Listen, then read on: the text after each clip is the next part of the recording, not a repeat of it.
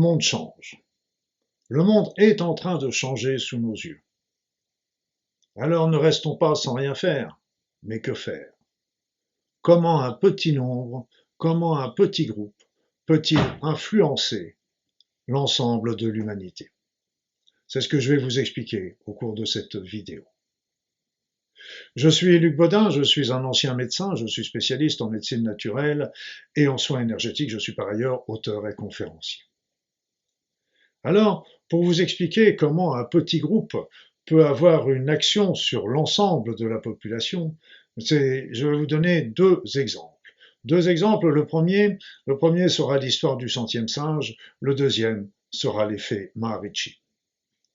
Donc, dans l'histoire du premier singe, tout commence sur des îles où les scientifiques japonais avaient l'habitude de travailler et le midi, lorsqu'ils pique-niquaient dans la nature, les singes venaient les voir et ils avaient pris l'habitude de leur lancer des patates douces pour les rassasier, pour leur faire plaisir.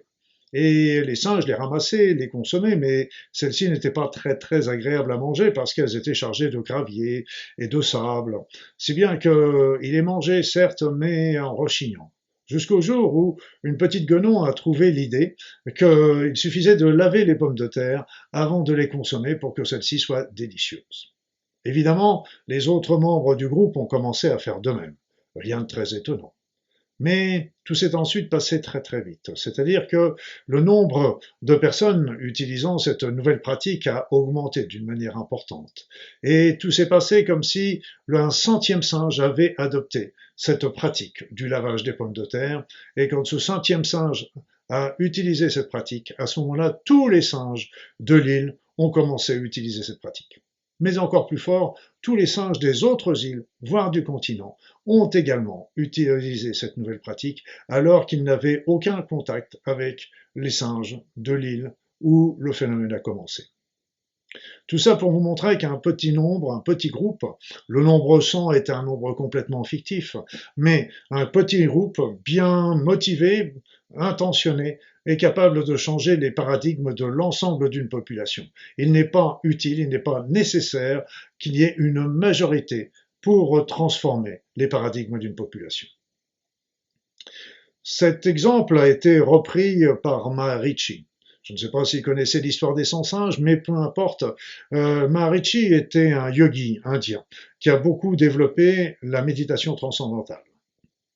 Pour lui également, un petit nombre, un petit groupe de personnes pratiquant en particulier la méditation transcendantale qu'il enseignait était capable de modifier les comportements d'une population. Des expériences auraient même été tentées au niveau de certaines villes où des petits groupes ont travaillé sur la population de ces villes et on a vu ainsi le nombre d'incidents, d'accidents, d'agressions, de vols qui diminuait d'une manière importante. Le Maharishi a considéré qu'il suffisait qu'il y ait la racine carrée de 1% d'une population pour changer les paradigmes de l'ensemble de la population. Alors, si nous reprenons le chiffre de Maharishi pour la population au niveau de l'humanité, eh bien, ça nous donnerait un petit groupe de 8000 personnes. Personnellement, j'ai un petit peu de mal à croire que 8000 personnes puissent influencer ainsi les paradigmes de l'ensemble de l'humanité, mais parce que je pense qu'il y a déjà bien au moins 8000 personnes sur cette terre qui œuvrent dans l'amour et dans la prière. Simplement, quand je veux voir tous les religieux de toutes les religions du monde, et ça doit bien faire dans les 8000 personnes et bien au-delà, mais je pense qu'il suffit tout de même qu'un petit groupe travaille de concert dans cette vision. Peut-être que les prêtres et les moines ne travaillent pas forcément dans cette vision de changer le paradigme de l'humanité. Quand et si bien que Nous pouvons travailler avec ça. Et pourquoi nous pouvons travailler avec ça? Parce que nous avons des moyens qui nous sont arrivés ces derniers mois et ces dernières années, mais surtout ces derniers mois, avec l'arrivée des nouvelles énergies, du portail de lumière qui sont absolument phénoménales et qui nous poussent vers une élévation de conscience. Mais aussi, cette élévation du niveau vibratoire de la Terre n'est pas nouvelle. Elle a commencé déjà dans les années 80-90 pour ensuite monter d'une manière exponentielle, comme je l'explique dans une vidéo précédente. Eh bien, cette ouverture du portail de lumière a apporté des nouvelles énergies qui nous a entraîné à une ouverture de notre conscience. Nous n'en prenons pas forcément conscience, si je puis dire, parce que c'est arrivé très progressivement. Très progressivement, par exemple, il est évident que nous n'avons pas le même niveau de conscience aujourd'hui, les habitants d'aujourd'hui de la Terre, que par exemple les êtres qui vivaient au Moyen Âge, parce que ils avaient une conscience du lieu, à la rigueur du pays ou du continent, mais ça se limitait à ça. Donc aujourd'hui, grâce à des outils comme Internet, le téléphone, etc., nous avons la possibilité de communiquer avec l'ensemble de la population mondiale. Je ne sais pas si ces techniques avaient existé au Moyen Âge, je ne pense pas qu'elles auraient été beaucoup utilisées par les habitants du moment, ce qui montre aussi cette ouverture de conscience que l'on a aujourd'hui au niveau planétaire et bientôt interplanétaire. Nous avons aussi, grâce à cette ouverture de conscience, à ce niveau vibratoire de la Terre qui s'élève, nous avons aussi des nouveaux talents qui se sont développés.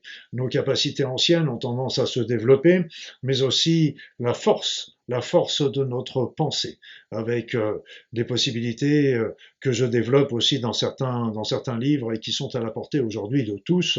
Je veux parler, par exemple, nous pouvons tous ressentir les énergies, nous pouvons tous pratiquer la prière du feu, nous avons tous des moments de clairvoyance ou des moments de télépathie. Donc, nous ressentons déjà ces événements-là d'une manière sporadique, mais nous pourrions les utiliser d'une manière permanente si nous nous entraînions et si nous les développions. Alors, c'est pour ça que ces nouvelles énergies sont un carburant qui peuvent nous aider à promouvoir notre pensée, parce que notre pensée est de plus en plus puissante. Et donc notre pensée puissante, ces énergies qui nous arrivent de l'univers qui ont tendance à la booster encore, ça nous donne une puissance de pensée qui peut irradier facilement sur l'ensemble de l'humanité. Surtout si nous sommes en groupe. Et ce qu'il faut savoir, c'est que des études très sérieuses ont été menées d'ailleurs sur la pensée, l'effet de la pensée d'une personne sur son entourage. Et on a vu comme ça que le bonheur était contagieux. C'est-à-dire qu'une personne qui était heureuse, eh bien, diffusait ce bonheur autour d'elle, dans sa famille, ses proches, ses amis. Mais là où ça devient plus intéressant encore, c'est qu'elle était capable de diffuser ce bonheur aux amis des amis, aux amis des amis des amis, c'est-à-dire qu'elles ne connaissaient pas forcément ces personnes, mais ils ont bénéficié par rebond, tout comme ça irradiait à 1 ou 2 kilomètres à la ronde. Donc ça veut dire que notre pensée n'est pas enfermée dans notre tête, elle est au contraire extrêmement puissante, elle est d'autant plus puissante qu'elle s'est développée ces dernières années, ces derniers siècles, elle est d'autant plus puissante que de nouvelles énergies arrivent et nous donnent une force et un carburant important qui permet de lancer nos pensées à travers la Terre. Donc, notre pensée est très forte, mais en plus, nous pouvons utiliser une force extraordinaire qui est la plus puissante de l'univers, c'est la force de l'amour. Cette force de l'amour vient de la pensée, mais vient également du cœur, comme vous le savez. Et c'est la force de l'amour et transcende tout le reste, efface tout le reste, élimine tout le reste. Ce n'est que du bonheur. Et donc, c'est d'ailleurs ce que j'avais expliqué il y a quelque temps, la révolution de l'amour. La révolution de l'amour, je l'ai écrit d'ailleurs pour la petite histoire, bien avant le début de la pandémie. Mon livre devait sortir d'ailleurs au moment de la pandémie et donc du confinement, et c'est pour ça qu'il a été retardé. Mais cette révolution de l'amour n'a jamais été aussi vraie qu'aujourd'hui, et ça devient une nécessité devant les événements catastrophiques que nous connaissons à l'échelon mondial aujourd'hui. Alors, Si nous utilisons cette pensée, si nous utilisons cet amour pour l'envoyer aux quatre coins de la Terre, si nous sommes nombreux, c'est-à-dire au moins un petit groupe de personnes décidées, convaincues pour le développer, à ce moment-là, que se passera-t-il? Que se passera-t-il? Eh bien, si, ce qui va se passer déjà sur nous, c'est que en vibrant sur cette fréquence de l'amour, de l'altruisme, de la compassion, de la joie, du bonheur, de l'équité, de l'intégrité, etc., eh bien, tout simplement, si nous commençons à nous-mêmes vibrer sur cette énergie, eh bien, tout simplement, nous serons heureux. Heureuse, nous serons sur notre chemin de vie, nous irons vers la lumière. Donc ça, c'est le premier bénéfice. Et puis, le deuxième bénéfice, c'est que nous allons irradier comme je vous l'expliquais, avec cette étude qui est apportée sur 4000 personnes qui ont été suivies pendant 10 ans, c'est pas rien, eh bien, on va irradier cet amour autour de nous, cette énergie positive, on va l'irradier autour de nous, ça fera faisant tache d'huile, en incitant les autres à faire de même. Et puis, si nous sommes suffisamment nombreux à vibrer dans cette énergie, eh bien, nous allons l'envoyer sur l'ensemble de la Terre. Et puis, si nous sommes encore plus nombreux pour vibrer sur cette énergie, nous allons être capables de transmuter, de faire basculer l'humanité vers de nouveaux paradigmes de justice, d'équité, de partage et de compréhension. Voilà, parce que en envoyant cet amour, on va inciter les autres à monter leur niveau vibratoire, et en montant leur niveau vibratoire, obligatoirement, ils vont changer aussi leur manière de penser pour sortir un peu de leur matérialisme, pour aller regarder les choses d'un petit peu plus loin, et aussi avancer vers la lumière. Donc c'est pour ça que cette pensée puissante que nous avons à l'intérieur de nous, cette pensée, cet amour qui est très une force la plus puissante, ces énergies qui nous arrivent du portail, si nous formons un groupe qui est suffisamment nombreux, nous pouvons arriver à faire quelque chose de merveilleux sur cette terre et non pas un monde qui nous est promis avec les événements qui se passent actuellement. Alors comment faire? Comment faire? Comment faire? Ben, je vous l'ai dit, être dans l'amour. Alors être dans l'amour, c'est facile à dire, c'est pas toujours facile à faire, parce que bon, on peut commencer, comme je vous l'ai dit, avec des éléments plus faciles, plus simples à atteindre, comme j'ai déjà travaillé, vivre dans son intégrité, vivre dans l'équité, dans la justice, dans le partage, dans l'altruisme, donc dans la compréhension des autres, et dans la compassion. Et donc tout ça sont des sentiments, des attitudes qui, au fur et à mesure, vont prendre le pas sur les autres considérations que vous avez et finiront par devenir une deuxième nature, une habitude. Et toutes ces pensées, toutes ces manières de fonctionner au niveau de votre esprit vous portera tout simplement vers l'amour. Et comme je vous l'ai dit, dans tout ce cheminement, vous ne serez que dans le bonheur parce que nous sommes faits pour vivre dans l'amour et non pas dans la souffrance comme ça l'est actuellement. Donc être dans l'amour, c'est véritablement la solution. La solution déjà pour nous individuellement, pour envoyer sur nos proches et puis pour l'ensemble de l'humanité. Donc un petit groupe, je ne sais pas si ce sera 8000, mais peu importe, mais je pense que ce sera plus, mais ce ne sera pas un grand nombre si on prend l'exemple du centième singe. Mais en plus, c'est pour ça aussi que je vous ai développé, que je développe actuellement des soins énergétiques collectifs et intemporels que vous pouvez faire, refaire et qui ont toujours la même efficacité pour vous aider à vous débarrasser des boulets que vous pouvez avoir au pied, des blocages, etc. Tout ça, c'est des éléments qui vont vous aider à vibrer, à monter votre niveau vibratoire et à développer l'être que vous êtes véritablement, un être spirituel et un être d'amour. Et plus nous serons nombreux à vibrer sur ce niveau-là, eh bien, vous l'avez compris, la suite. La suite d'ailleurs, c'est aussi ce que j'organise tous les dimanches soirs sur ma chaîne YouTube, un groupe de prière qui va appeler en plus les énergies divines, en plus de nos propres pensées, vers l'humanité, vers tous les êtres, les hommes, les femmes, les enfants, tous les êtres qui peuplent cette terre, quels qu'ils soient, où qu'ils soient, pour les aider à monter leur niveau vibratoire et pour les aider à ouvrir leur conscience et les aider à traverser éventuellement les épreuves qu'ils vivent actuellement. nous travaillons également à chaque fois sur la terre, pour l'aider cette terre et pour purifier cette terre de toutes les nuisances physiques, psychologiques, émotionnelles, énergétiques et autres qui pourraient s'y trouver et qui pourraient interférer sur notre chemin. Donc c'est pour ça, changez votre manière de vivre, votre manière de penser, voyez les choses avec compassion, avec beaucoup plus de compréhension, et vous verrez que vous allez mieux, et n'hésitez pas aussi à développer votre spiritualité. Réfléchissez, développez votre être supérieur en réfléchissant sur le sens de votre vie, réfléchissant sur le sens de la vie, réfléchissant sur l'existence possible d'un divin. Et donc tout ça viendra tout seul, tranquillement, sur votre chemin. Et vous allez ainsi pouvoir développer une puissance phénoménale en vous qui changera votre vie, qui vous apportera déjà joie, bonheur, équilibre, harmonie dans votre vie. Et tout ça, vous pouvez l'envoyer aux quatre coins de la planète. Alors pour revenir sur ce petit nombre, combien est-il? Je n'en sais rien. Mais j'ai créé, il y a déjà pas mal de mois, ce que j'ai appelé l'indice d'amour de l'humanité. Vous le trouverez sur mon site internet avec les valeurs du niveau vibratoire de la Terre au jour par jour. Donc vous verrez déjà comment ce niveau vibratoire de la Terre s'est élevé d'une manière phénoménale, surtout ces derniers mois.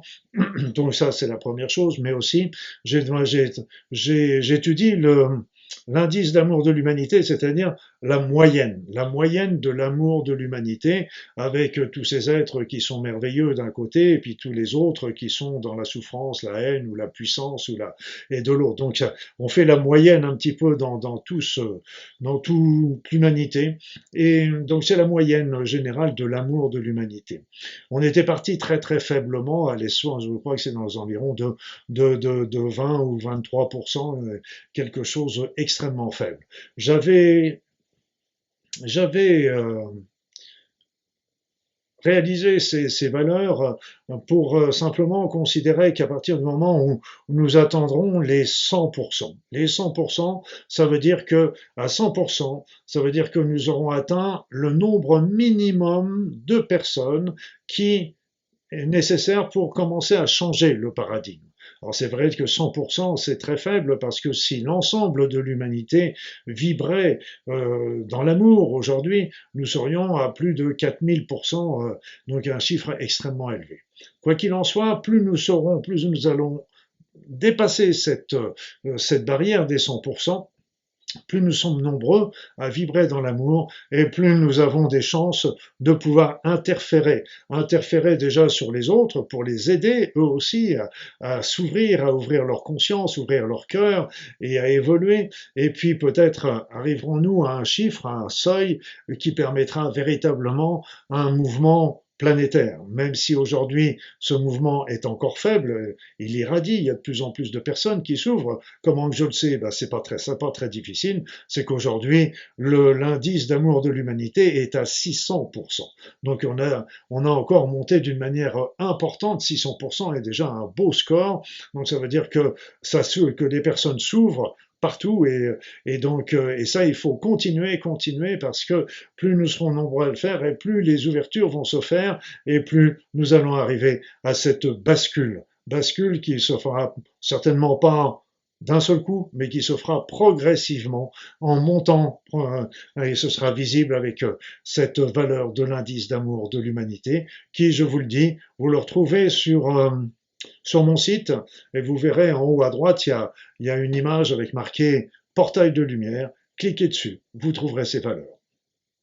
Voilà mes amis, donc tout ça pour vous dire que nous avons besoin de la coopération de tous. Ne restons pas sans rien faire devant ces événements tragiques que nous connaissons aujourd'hui et qui nous emmènent vers un changement dans notre monde qui n'est pas forcément vers le meilleur. Donc, nous avons la possibilité de changer par nos pensées. Nous pouvons tous le faire, hommes, femmes, enfants, Que nous ayons 7 ans ou que vous en ayons 97, nous avons toujours cette même valeur. Et il n'y a pas un petit, il n'y a pas un grand.